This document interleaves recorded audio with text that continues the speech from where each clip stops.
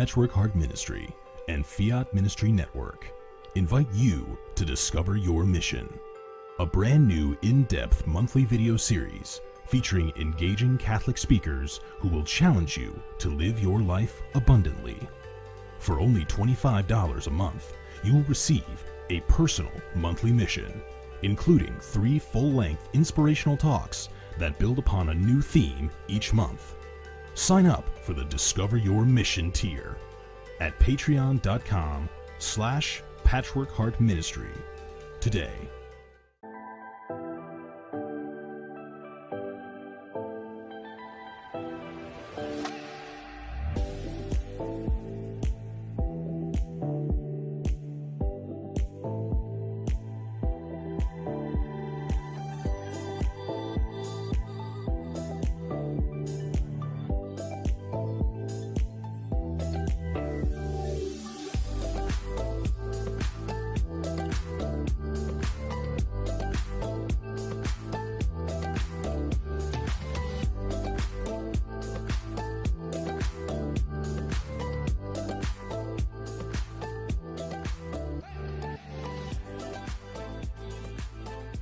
Fiat Ministry Network and Patchwork Heart Ministry present Journeys in Faith. Now, here's Andy Santis.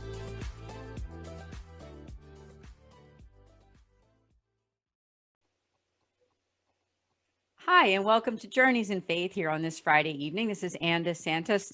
And once again, I have an amazing guest. I am so excited that I have Catholic author and mother and wife, and also of 8 children.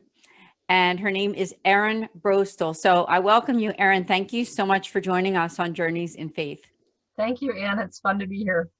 Yeah, it really is. You were a guest also on the podcast with Bill Snyder and I on Sowing Hope some months ago. And I just want to encourage our audience here that if you want to learn even more about Erin, you can also go to Patchwork Heart Ministry on YouTube and listen to the podcast. But you're going to learn a lot about her right here on this show on Journeys in Faith on this Friday evening. So I also would like to give our audience here your website. Yeah, there's 2 that they can learn about you. One is 8hobbits.com. I'm sure that at some point our producer will put that up on the screen. And the other one is perpetuallightpublishing.com. So they're the 2 websites to learn about Erin Broestl. So let's start with you and your beginnings. Tell us a little bit about your upbringing and then getting married and having your children and where that led to in your life. I was raised Episcopalian. My mother was an Episcopalian Sunday school teacher, and my dad was Catholic. So we had kind of a mixed upbringing where we'd go to church with both of them. But my brother and I primarily went with my mother. And then in the, this would be late 80s, early 90s, my mom and I started discerning together that we should leave and find another church to go to. So we both became Catholic the same year. I was 19. And then I met my husband. I didn't meet him until I was 21 and he was 20, and he was Lutheran, and his father's a Lutheran deacon now. So we come from very mixed denomination backgrounds, but Kent became Catholic after our first daughter was born. So he went through RCIA, and then we just grew in our faith journey together, which is a wonderful thing. I had a little bit of a head start on him, but we've done a lot of things together over the years, and having the same friends and getting into homeschooling and having one baby at a time, and then another one and then another one. That's a particular challenge. Just like every mother or every person has challenges. It's a challenge to only have one child. It's a challenge to have none. We were given the challenge of, oh, guess what? You're super fertile. You can have more kids. So it's a nice thing to be able to grow together in faith, or, at various times we have different journeys, but my husband and I go to church together, take all the kids together. That's the best thing ever. Let's see, what else? So marriage, kids, what's the next question? Yeah, life goes on, and you are a successful mother and wife. And by that, I mean that you are deeply committed to your family and have sacrificed much with your 8 children and homeschooling and just being an overall great mother. So I just congratulate you for that. I myself homeschooled, and I understand that is a challenge. It's a beautiful challenge though. And so it's always a pleasure for me to host people on this show that are homeschoolers. And so thank you.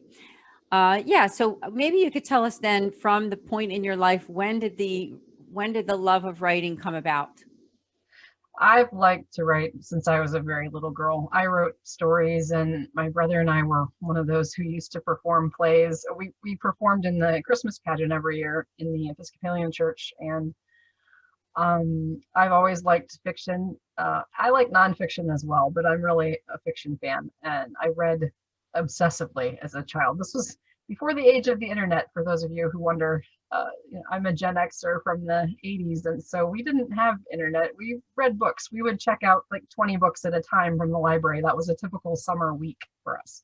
So learning how to read early. My mother loves to read too, so being a mom and helping your kids learn how to read is one of the greatest joys, to see them when they finally get it, and then when they finally get excited about a subject. And it may not be the subject that you're interested in, but with each child it's a different thing. One of my sons is very into cars, and I was never into cars before, and now we read lots about cars, and everything from monster trucks to Ferraris to everything in between. So I'm learning lots about cars. But it was a good childhood. I wrote a lot of stories in school, and I like to act a little bit, so I dabbled in theater and choir and poetry and all those English things, and the power of words, the beauty of words. It really kind of soaked into me early. So that was my childhood. I went to public school all the way through, by the way. I should mention that. My husband was public and private school because his family was in the Air Force, so they moved a lot. And then when we were dating, we both decided we wanted to at least try homeschooling. So one of us was going to stay home with the kids, and we've both taught them various subjects at various times, and that's been good too. Yeah, it's fun to see how that develops. You have 8 children, so you've been able to see how that develops and how God made each of us so different, right? I mean, even with the same 2 parents, you can have such a variation of gifts and talents. Hear those words a lot in the Catholic Church about gifts and talents. So you're able to see that firsthand. I'm sure that's an amazing thing for you to do. Tell us about your kids. I'd love to hear their names and ages for our audience, especially, some of their friends might be watching. I'd love to hear a little bit about them. That's true. I could talk about my kids all day, but I'll try to keep it brief. So our oldest is Moira. She's 19. She's at school at Michigan Tech University up in Houghton, Michigan, and she's studying computer engineering. And she wants to get into hardware for robotics, for underwater robotics. She's a scuba diver. My parents taught her how to dive, and she's done wreck diving and night diving and all kinds of crazy stuff.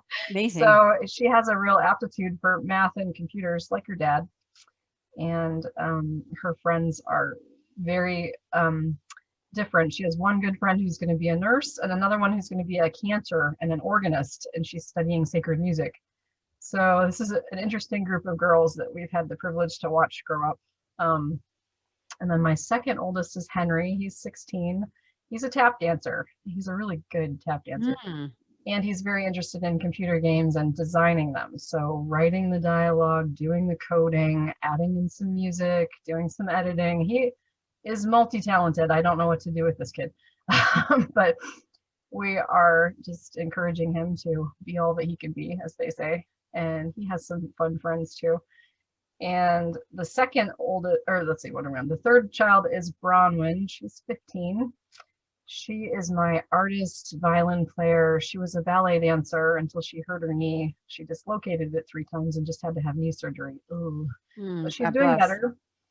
She's doing much better with physical therapy, so that's good. And she is a beautiful drawer, dancer, violin player.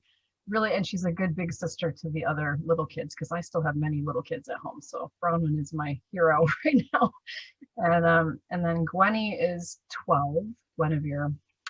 Kent and I both came home on the same day and said, "What about Guinevere for a name?" And we both just kind of freaked out, like, no way. But we're both English fans and Arthur Legend fans, and it just seemed like a very beautiful name. So we went with that. It really is. I love know all the names so backstory, the far. I tragic love all the backstory. names. Mhm. I know the tragic backstory about Guinevere too, so that's Mm. the sad thing. But we're hoping our little ray of sunshine here will have a good life. She's a flute player. She plays flute. She used to dance as well before we moved. We had a big move 3 years ago, and some of the kids had to face the upheaval of that and COVID. And she likes to draw as well. She's multi-talented. Then the next one down is Rona. Gwen and Rona are only 17 months apart. So Rona 10 to 11, and she's my athlete. She's a little taller than Gwen, and she's a big girl. Like there's no sport this child can't touch. She can rollerblade, she can ice skate. She and Gwenny are doing taekwondo together. She's built like a blonde volleyball player from California. She is, but of course, she's also very deep. She's my lawyer child who likes to cook. I'm sure she's going to have more to say. Right? She argues about absolutely everything, and she's always right. So then there's Huey. Huey just had his first communion, by the way. Anybody listening, please say a prayer for him. Congratulations. It was a beautiful day on Saturday. Thank you. Beautiful. He's 8, so second grade. He's finishing up second grade. He's my car obsessed child, and he builds with Legos, and I let him take things apart. He's like Steven Spielberg blowing up Cherry's Jubilee in his mother's microwave. Can I try this? Vacuum? No, not today, dear. Let me buy you a vacuum from Goodwill that you can take apart. So we buy him things from Goodwill. I do. I just go there and I buy like a $3 VCR and let him take it apart. He's starting to be able to put things back together at age 8. So for you mothers out there or who have this mechanically minded child, don't worry, the destruction will end someday. We'll take apart literally everything and build with Legos. Legos are my friend right now. I wear shoes around the house so I don't step on them. Legos. Every parent knows that, right? And the vacuum has probably met them too. Right. Huey, and then Annika. Annika is our youngest daughter. She is 6. She's my little sweetie. She's very bright. I can't take credit for that. That's a God thing. Everybody says, "Oh, your children are so bright." Well, I guess yes. Perhaps I should have her test for I don't know. She likes to draw. This morning she was doing handwriting with a particular set of tools. There's invisible ink handwriting that you can do with your children, by the way. They're really cool. You can buy these books that have channels that they draw in, and then the ink disappears and they can do it again. It's a brilliant idea. So that's fun. She's doing that, and she likes to play in the garden, and she likes to do sports. She's very big into ice skating right now. Every time we get just for fun, we go ice skating with her. And she's the youngest daughter. And then my littlest is Hans, and he is 3, soon to be 4. He was born on July 4th. Yay! Oh, July 4th. July 4th, baby. His red hair. He's the youngest of 8, and he's the only one with flaming hair. He's a fucker, like they say, on the 4th of July. He's a happy little guy. He likes Thomas trains. Oh, we're all about the trains right now. So beautiful. So thank you. Yeah, I would love to even personally know more about your family, because I just love to hear about how they're all growing and getting to do God's will in their lives, no matter how old they are, right? And that's part of being a writer too, is that you are helping to develop their faith. And I'm sure that's been a gift for you as a mother, just being able to watch that happen right before your eyes. And also as an author, right? You're taking it that step further by being a Catholic author, that you're really and truly evangelizing to other families. So that's right. That's a privilege. That's a real privilege. Yeah. Yeah, it really is. Yep. And my kids give me lots of inspiration for ideas too. So may I ask, and now I think I know the answer, because I have other friends that are homeschooling mothers of large families. How do you make it all happen every day with balancing everything that you do? Because, you have older children, you have younger ones, and now you're also, of course, an established author that is, busy. You're busy with everything that you do. So how do you balance everything? Any suggestions for our audience who's watching and thinking, boy, I wish I could do so much? I don't want to push anything on anybody or, give unwanted advice. I think my one piece of advice I have is to try to teach your kids how to be independent as early as possible, which is good in general, even if you weren't homeschooling. But when they're old enough to hold a sponge, and I read this as a young mom, I read this somewhere. They can hold on, have them mop a section of the floor for you. When they can chop up vegetables, give them a little tiny paring knife and let them help you in the kitchen. When they can set the table, they obviously should be setting the table. No, I make all my kids start folding their own laundry at age 5, or I would never get anything done in this house. 10 people, so much laundry. I counted actually recently, I do something like 35 to 36 loads of laundry a week. It's a lot. So they have to fold their own stuff because I will wash it for them. I clean up messes and I do all the things, but I will hand them the bucket and say, here, fold it. You get it back in your drawer, so it has to be folded. And we teach them how to do that very young, and how to help with cleaning up messes very young. The dustbuster is handy. You know, a 3-year-old can operate a dustbuster, you guys. So teach them that.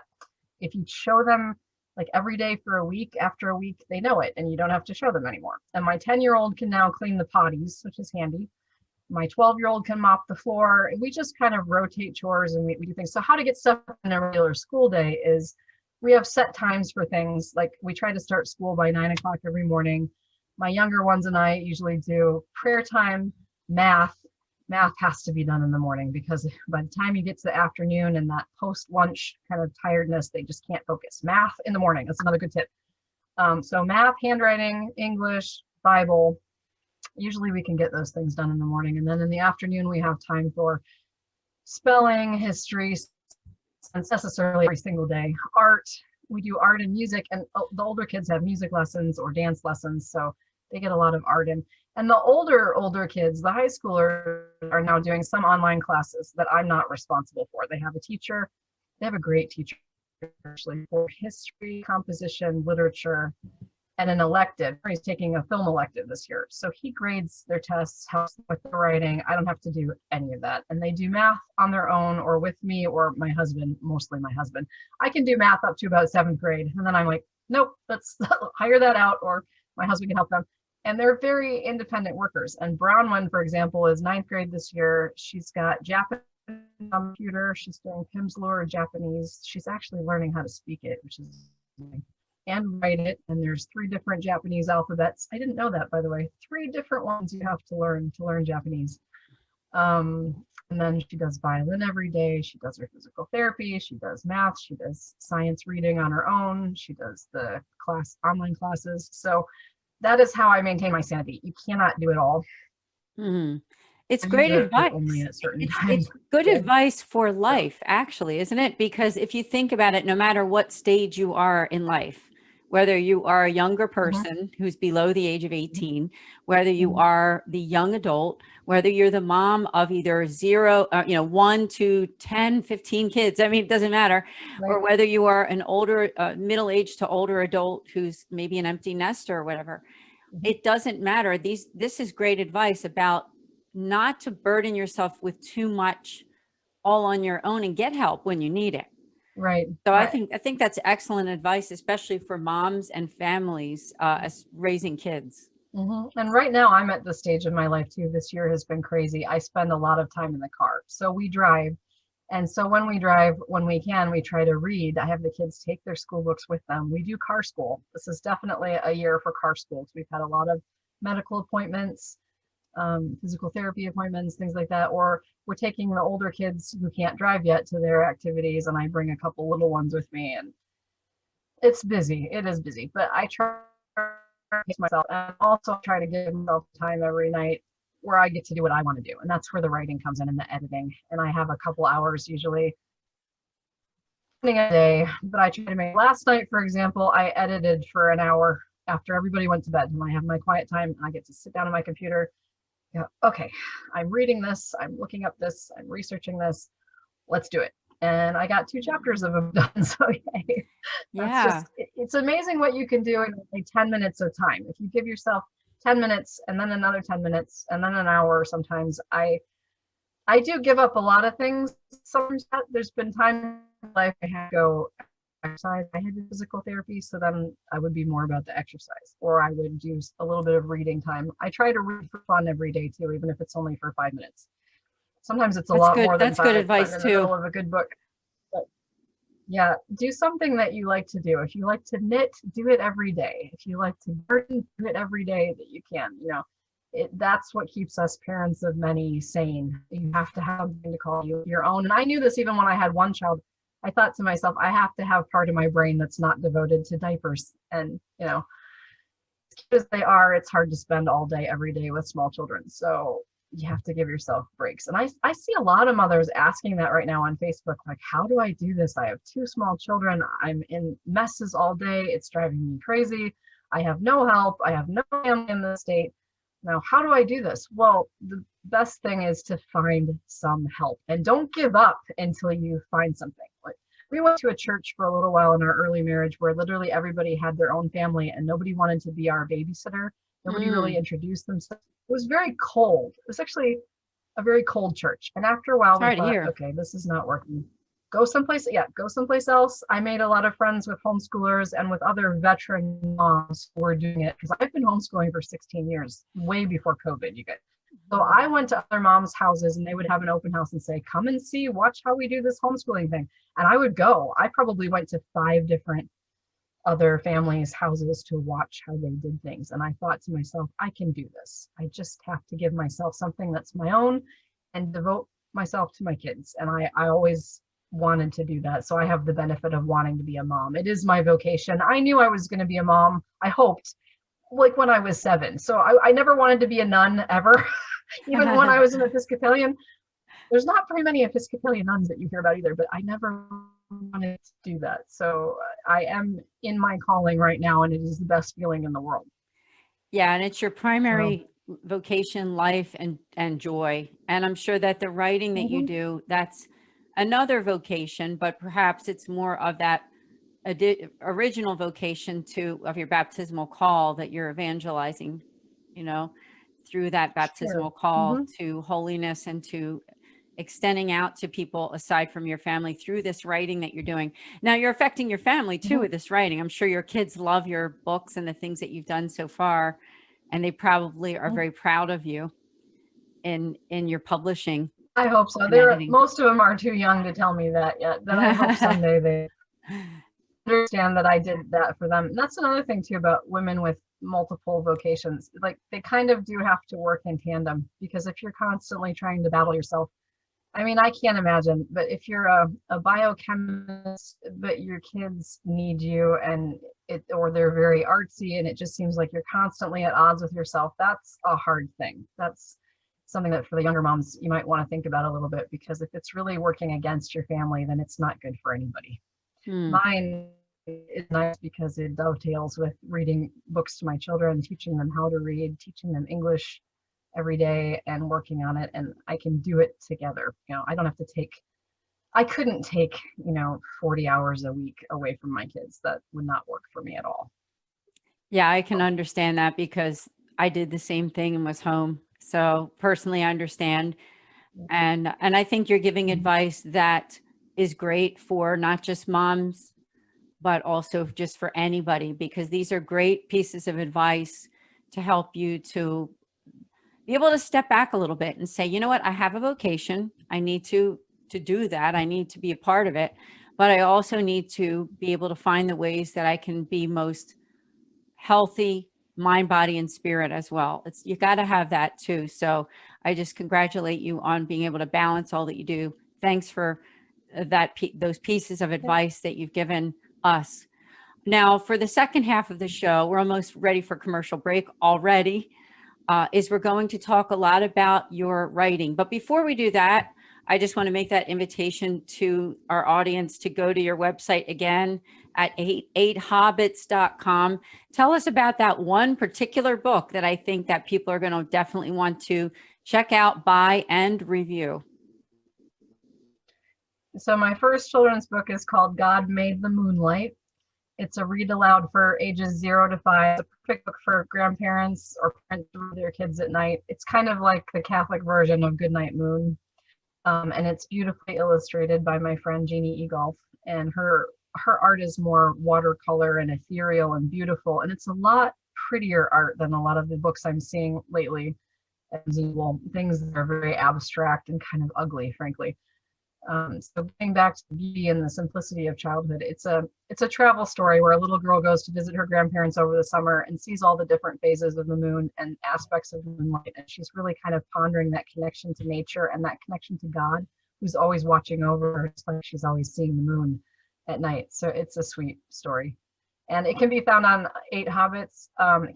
You can buy it from perpetuallightpublishing.com. And do buy it, please leave me a review because I really need some Amazon reviews. Any author will know about Amazon rankings, and you have to get to 20 and then you have to get to 100. And if you don't have enough reviews of your book, they bury it. So please leave me a review. Thank you. Oh yeah, that's great to know. Well, I haven't done it yet, but you're going to get one today on this day of taping. We're taping this on May 11th. Thank you. And it's airing on the 14th, this coming Friday. So this show is pre-recorded. So again, that's an invitation to go and purchase and also do a review for God Made the Moonlight, and go to Amazon.com and look for Erin Broestl. And you can see how her name is spelled right here on the screen. So we do have to take a short break, and we'll be right back here on Journeys in Faith.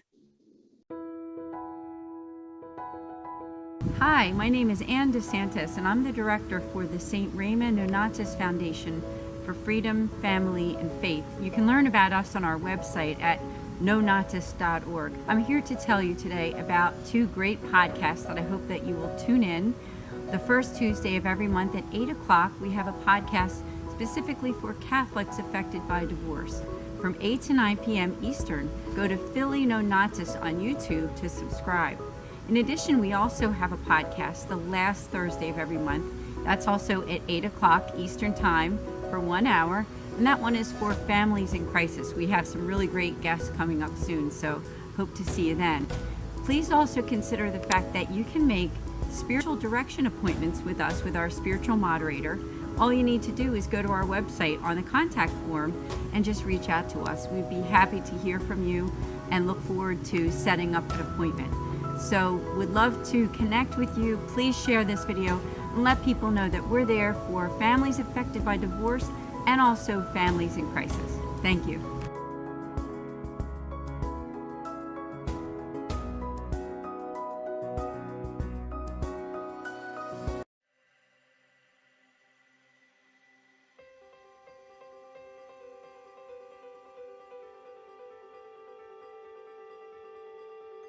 Patchwork Heart Ministry and Fiat Ministry Network present the Discover Your Mission series.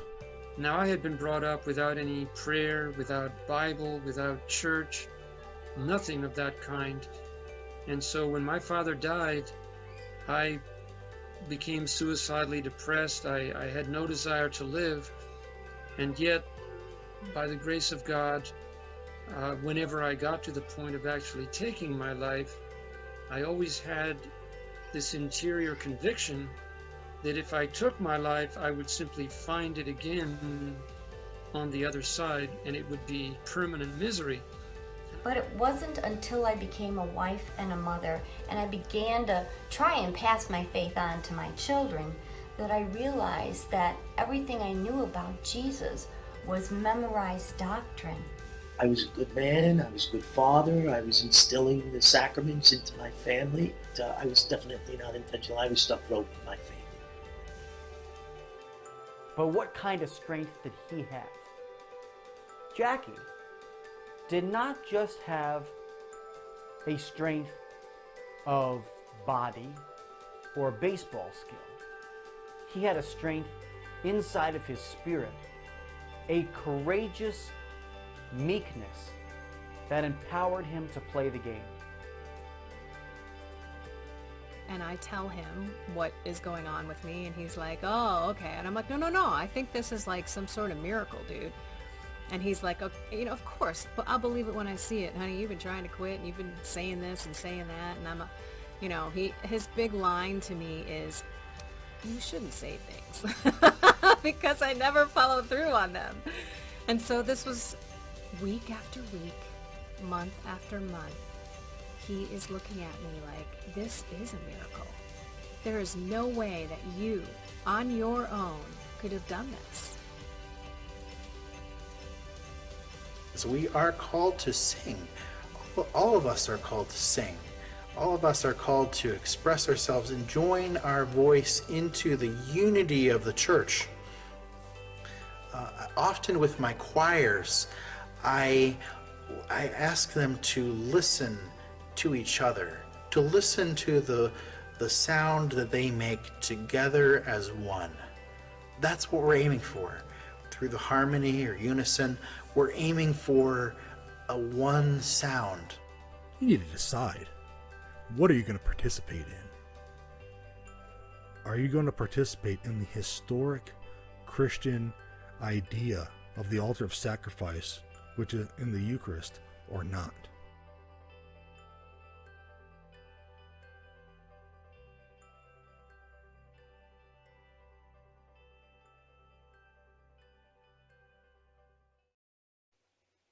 Welcome back to Journeys in Faith here on this Friday evening with my wonderful guest, Erin Broestl. She is a wife, mother, and a Catholic author. She is the author of the book called God Made the Moonlight. And right before we had our commercial break, we were telling you how you could get that book. And that's by going to Amazon.com.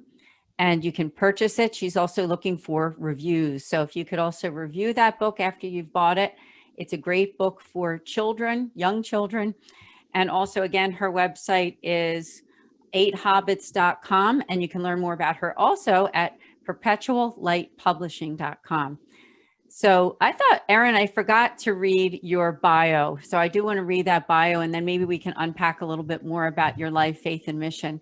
Is that Erin Broestl is a wife, mother to 8 beautiful children, and an author. She's also the editor-in-chief of Perpetual Light Publishing, a new Catholic venture that brings together the best writers, editors, and graphic designers.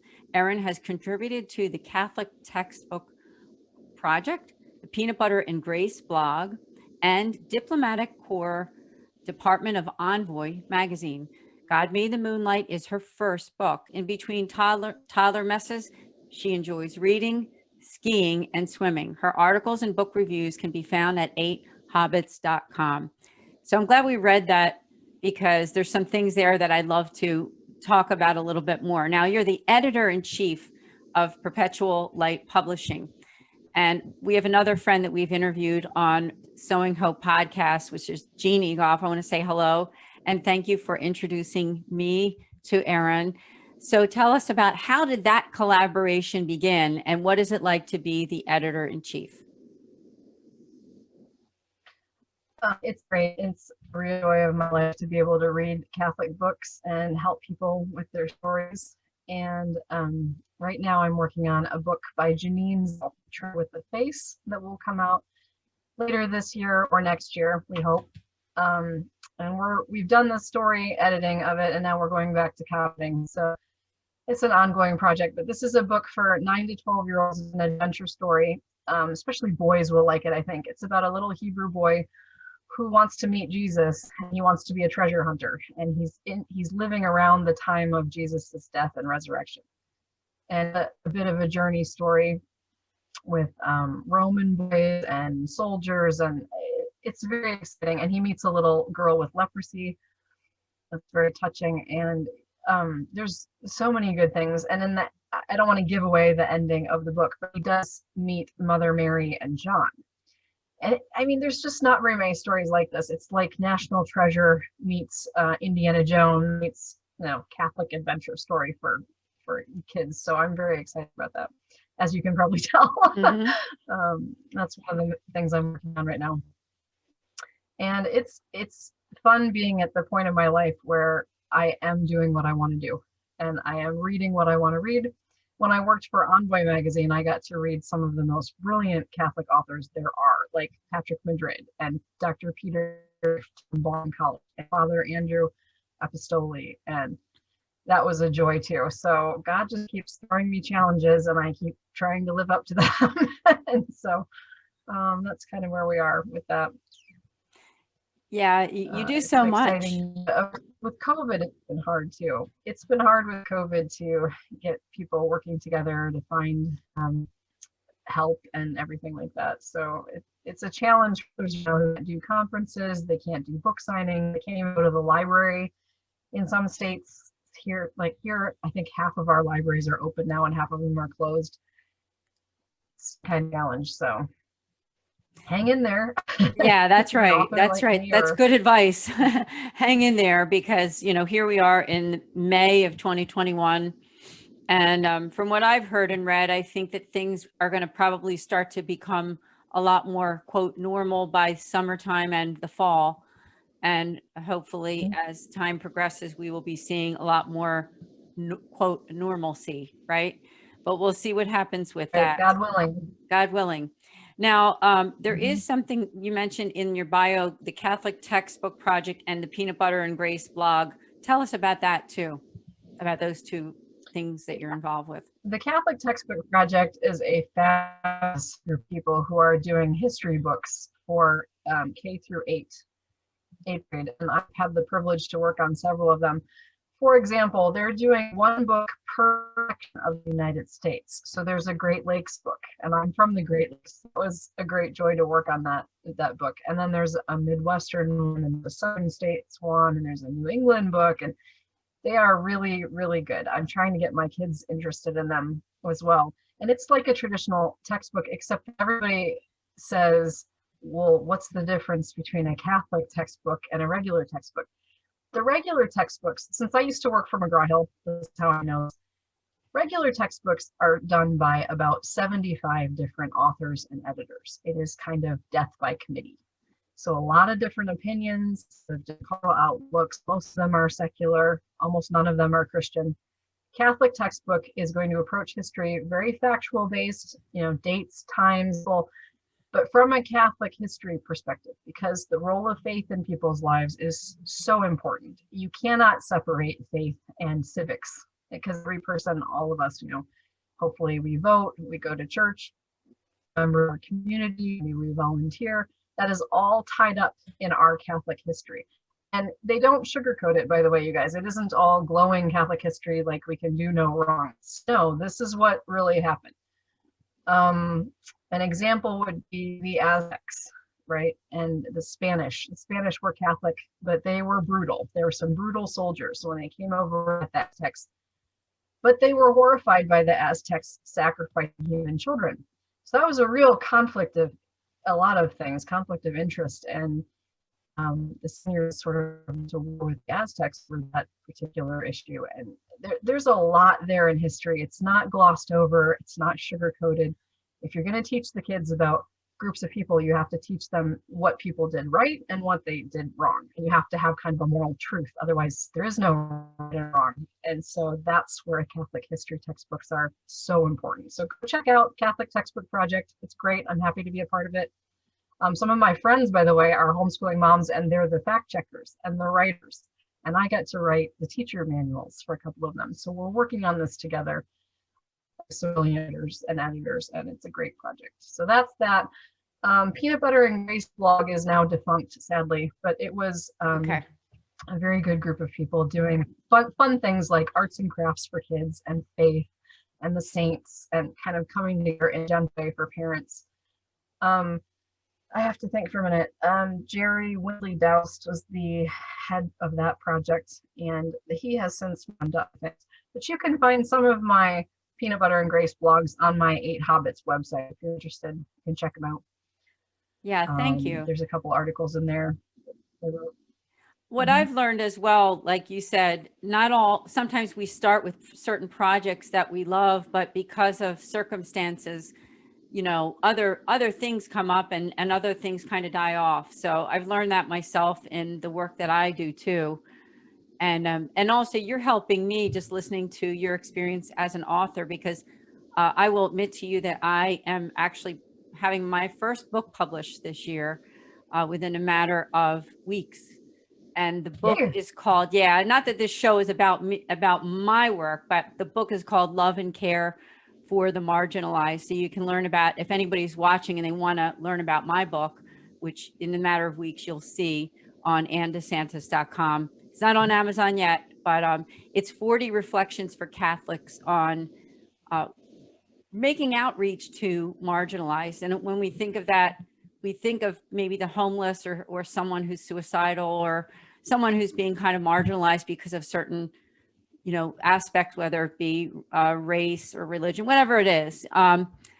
But it's really about how those marginalized people are really in our everyday lives. I mean, they're people that we know, they're people in our own families.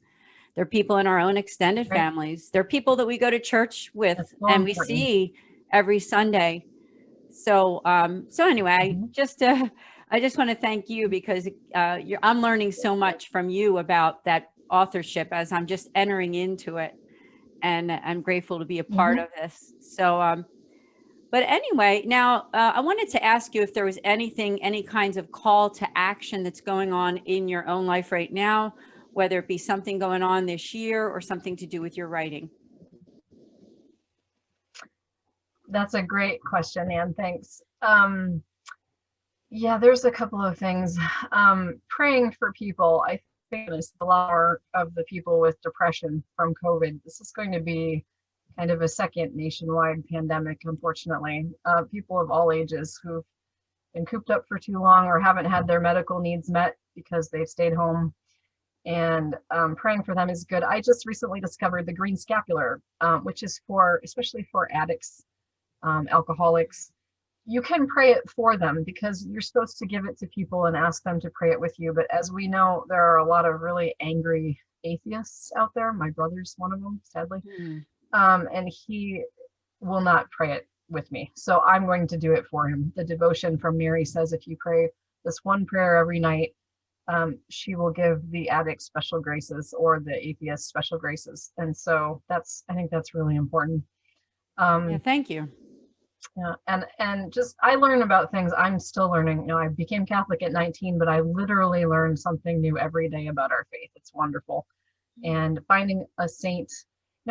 Oddly enough, I was in a kind of a little strange RCIA program with not very many people, and I never got to pick a saint. So I chose a patron saint later.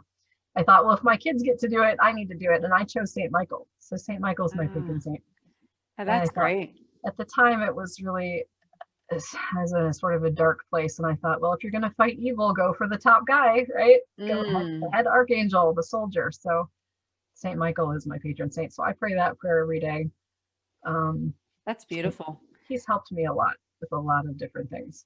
I have to mention regarding St. Michael, of my own little small personal story there too, is that my daughter Elaine, her middle name is Michelle, and her birthday is September 29th. And when she was born, I wasn't aware. I didn't think of the connection between Michelle, Michael, September 29th. I had a lot of people say to me, oh, did you pick that middle name because of St. Michael? But as it turned out, no, I wasn't thinking that, but it worked out great. Yeah. I have a funny story. Actually, Kent and I got married on the feast of Our Lady of the Rosary, October 7th. And I didn't find out about that until later. And then we started praying a family rosary. And that's kind of interesting too. Since God works in mysterious ways. Isn't it? Yeah, it's really interesting. So tell us, is there anything else going on this year, even next year? I know 2022, just around the corner in some ways, right? We're halfway through this year almost. So tell us, is there anything that you're planning to do that we should take a look out for on your website, or any other calls to action? Yes, I'm hoping that we need to publish more books, but we'll see how it goes. It's kind of slow going right now. But I would keep an eye on Perpetual Publishing in the store. Jeannie has things organized beautifully where there's children's books, adults books, books for homeschooling. You can look it up by category and see if we have new ones, new things that we do that will come up periodically. And I'm also doing some interviews with people now, Catholic interviews with Catholic Christian artists. And I just did one on Stephen Smart, a British actor from the UK, who's doing this one-man show on Oscar Mark. It's called I Am Mark, if you look it up online. And it's through CMAX TV, and he's brilliant. So I got to interview him online with email exchanges, and posted that on my blog as well at 8hobbits.com. So there are some fun things coming up like that. I hope you guys can read later and just kind of keep an eye on it. And if you know anyone who is already an established graphic artist or a book designer, I would love to talk to them. Jeannie and I would both love to talk to them probably. So they can email me. My email, by the way, is erinbroestl@gmail.com. That's my professional email. So I'll go ahead and put that out there because I know a lot of people want to be published. A lot of people have that artist in them that's dying to get out. And we can't help everybody, but I can at least answer questions for you if you're interested or if anyone else is interested. So feel free. I'm glad you mentioned it on the show because, you just never know, because not only is the show on Fiat Ministry Network, which I do want to ask people who are watching right now to please do like the Fiat Ministry Network page on Facebook. And it's also on Patchwork Heart Ministry on YouTube, on Podbean, on Apple Podcasts. So please do subscribe to Patchwork Heart Ministry and to this show, to Journeys in Faith. Actually, Journeys in Faith has its own page too. You can like that as well. And so thank you. And it's a way for people to, get the word out for you too, Erin, about this idea that you just said about artists, because, a lot of people just graduated from college, right? And there's some young people out there that might be watching, or parents or grandparents that, your grandchildren or your child is a great artist and would love to do something like this.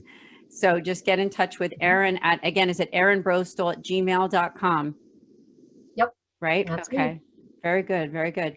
Yep. So I wondered, I think you did so well based on the conversation that we had before, you and your husband and the kids, with holding on to your own faith during the pandemic last year, because it was tough for a lot of us, in your state, my state, not for part of that year, not being able to get to Mass. Do you have any words of advice for parents or for families out there who are still coming through from last year and maybe getting everybody back to Mass, whether it be their family or extended family or their friends? Any words of advice about trying to get back to that normalcy? Yeah, Kent and I are both struggling with that still. It's not normal. We haven't had coffee hour in a year. And it was actually my brother-in-law came to church with us before the pandemic. And that is what he noticed, was that the Catholic coffee hour that we have every week, people were not on their phones. They were acting around like adults. And he was blown away by that, because now in the office or on an airplane, everybody's on their phones, nobody's talking. I just think we need to find ways to reconnect. So if you have friends who don't want to come back to the church for whatever reason, reach out to them, see if they're struggling, see if they need a babysitter, see if one of their kids is sick or in the hospital or something, and ask them what you can do to help. Because we all want to help each other. And sometimes you can't get people to come back to church until you deal with the issues that they're really facing. And it's hard. And I know a lot of people are so lukewarm about church. Maybe you don't go to a very nice one. Maybe you don't have any good music. Maybe you have nothing to look forward to for going back. And you can church shop and look around for really true, faithful, devout Catholics. And even if you have to drive for an hour, go to that church. But you can also work to try to correct and help your own church. If you don't have a parish musician, try and find one. Find a college kid who wants to sing and be a cantor, or somebody good who can encourage people to come to church. In church. And I can't wait till we can missals again, because trying to teach the kids our Latin prayers in church without missals is a little hard every week, especially the early readers. So I can't wait till we get the books back in the pews. We're in Ohio, and so a lot of our restrictions have been pretty tough. So I hope that's good advice. Reach out to your friends, because your friends are still there, even if you haven't seen them for nearly 2 years now, for whatever reason, and COVID being the main one. They're still there, and they're probably still struggling, because we're all still struggling with stuff. So reach out. Amen. Very, very, very good advice. So thank you. And also, I thought, we're going to be ending the show in about 5 minutes or so. And I'm sure that we have some people watching who are interested in writing, and maybe they do have some kind of a talent there, and they would like to get involved, whether it be a book author or even just a blog or something like that. Would you have anything to say to them? Because, you've been so successful at it all these years, and maybe there's somebody who's interested in their faith and would love to express that through writing. I've had a lot of help with my stuff. Jeannie's helped me more than I can ever say, more than I ever thank for. But I found out that pretty much every author has to have an author webpage now. So if you don't have one, start one. Start doing the research, spending even 10 or 20 minutes a night reading out whether you want WordPress or Wix site or whatever you want to do, and you can start blog writing. If you've already written a bunch of stuff, that is your portfolio, and you can put it up on your website. So you have a website and you can edit it and change it as much as you want. I did that with some of my envoy writing. I even have some poetry I need to throw up on my blog and things that I want to come up there to put up there. And then when I have new things, I post my blog. You have to have an author page. Somebody has to be able to find you. And it should have an easy name. And since my last name, Broestl, is pretty hard to spell, it fits because there's a lot of Tolkien fans out there. And I get fans from all over the world now who are Tolkien fans. They find that way. And then, oh, Catholic. And then you have to learn how to do tagging. And that's really important too, because for each article you write, for example, use the Stefan Smart article. It's on theater, it's on Catholicism, it's on the Gospel of Mark. You have to do hashtag in the website programming. When you post it, there's a place to put tags. And that's how people find you on internet search engines. And I put his name, and I put the UK, and I put CMAC TV, and I put children, one-man show, theater, because he does a one-man show with minimal props. So any words, all those SEO words, search engine optimization, I'm learning that it's a slow process for me because I'm a busy mom, but I'm learning how to do that. And Catholic fiction is a tag, Catholic children's books is a tag. And for your book, it would probably be marginalized people, homeless, addiction, Catholic addiction, recovery. All those words have to go in the tag as part of your article that you post, or people cannot find it. So be creative, and you can come up with 50 to 100 tags, but you have to post through everything so that people can find you. So that's my best advice. No, that's excellent advice, because everybody has to start somewhere, right? And it can be simple, really. It can be very, very simple, the way that you get involved in it and how it develops, right? And so that's wonderful. You can branch out and do anything too. If you're an author or an editor or an artist, even the artists we know, they all have beautiful websites. They put their work up there. It is your portfolio to showcase what you're doing. And you can always springboard too, because I'm kind of an eclectic writer, and I've written, and interviews, fiction, and poetry and things like that. So I put it all up there when I can. Yeah, thank you. Thank you. I love having you as a guest on this show. And like I said, you were also a guest on Sowing Hope with Bill Snyder and I on Patchwork Heart Ministry. I think you're going to come back again. I hope so, to our shows, because you're a lot of fun to host. Thanks. Sure. Appreciate it. So fun to talk to you.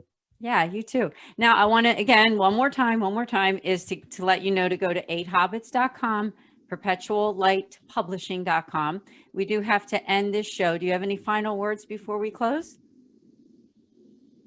No, just thank you. And thank you to everybody listening. Just keep on plugging and praying for each other. We all need prayers every day. It's what holds us up. So pray for me and Jeannie and everybody at Perpetual Light Publishing. And that would be great. Thank you so much. Thank you. So everyone, we will see you here next week, next Friday night, 8:30 p.m. Eastern, on Journeys in Faith with Ann DeSantis. God bless.